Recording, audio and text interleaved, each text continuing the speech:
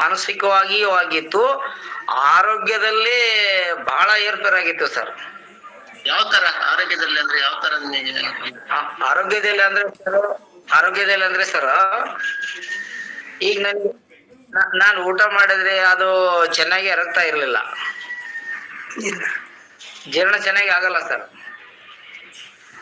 ಆಮೇಲೆ ಅದೇನೋ ಒಂಥರ ರಿಸಸ್ಸು ಸಿಕ್ಕಾಪಟ್ಟೆ ಉರಿ ಸರ್. ಏನೇ ಟ್ಯಾಬ್ಲೆಟ್ಸ್ ತಗೋದ್ರು ಕೂಡ ಅದು ರಿಯಾಕ್ಷನ್ ಆಗ್ತಾ ಇರೋದು ನನಗೆ. ಒಟ್ಟ ಅದು ಅಟ್ಯಾಚೇ ಆಗ್ಲಿಲ್ಲ ಸರ್, ಯಾವ ಮೆಡಿಸಿನ್ ತಗೊಂಡು ಕೂಡ. ಅಷ್ಟೊಂದು ಡಿಫ್ರೆನ್ಸ್ ಸರ್. ಆಮೇಲೆ ಮೈಯಲ್ಲಿರೋ ಜ್ವರ ಒಟ್ಟ ಹೋಗೋದೇ ಇಲ್ಲ ಸರ್.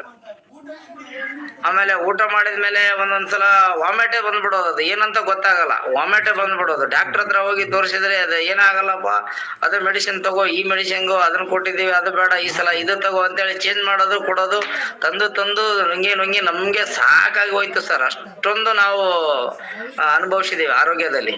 ಆಮೇಲೆ ಆ ತರ ಆಗಿ ಅದೇ ಟೈಮಲ್ಲಿ ನಮ್ಮ ಮಿಸ್ಸಸ್ ಕೂಡ ಅದೇ ರೀತಿ ಆಗ್ಬಿಡುತ್ತಲ್ಲ, ಹಂಗಾಗಿ ನಮಗೆ ತುಂಬಾ ಭಯ ಬಂದ್ಬಿಡ್ತು ಸರ್. ಅದು ಏನಾಗಿದೆ ಅಂತ ಗೊತ್ತಿಲ್ಲ. ಮನೆಯಲ್ಲಿ ಎಲ್ಲ ಒಬ್ಬರಿಂದ ಒಬ್ಬರಿಗೆ ಈ ರೀತಿ ಯಾಕೆ ಆಗ್ತಾ ಇದೆ ಅಂತ ಗೊತ್ತಿಲ್ಲ. ನಾವು ಮನೆಯಲ್ಲಿ ಇಷ್ಟೊಂದು ದೇವ್ರಿಗೆ ಪೂಜೆ ಮಾಡ್ತಾ ಇದೀವಿ, ಪ್ರತಿದಿನ ದೇವ್ರಿಗೆ ದೀಪ ಹಚ್ತಾ ಇದೀವಿ ಮನೆಯಲ್ಲಿ. ಇವತ್ತಾದ್ರೂ ಕೂಡ ಅದೇ ಕೆಲಸ ಸರ್. ನಾವು ಕಂಟಿನ್ಯೂ ದೇವ್ರ ಮುಂದೆ ದೀಪ ಹಚ್ತಾ ಇರ್ತೀವಿ. ಅದು ಆಕ್ಚುಲಿ ಇನ್ನೊಬ್ರ ಮುಂದೆ ಹೇಳೋ ವಿಷಯ ಅಲ್ಲ, ಆದ್ರೂ ಕೂಡ ಇದು ಗುರುಗಳ ವಿಷಯ ಅಲ್ಲ, ಅದಕ್ಕೋಸ್ಕರ ಹೇಳ್ಬೇಕಾಗುತ್ತೆ. ಅದು ದೇವ್ರಿಗೆ ಪೂಜೆ ಮಾಡೋದು.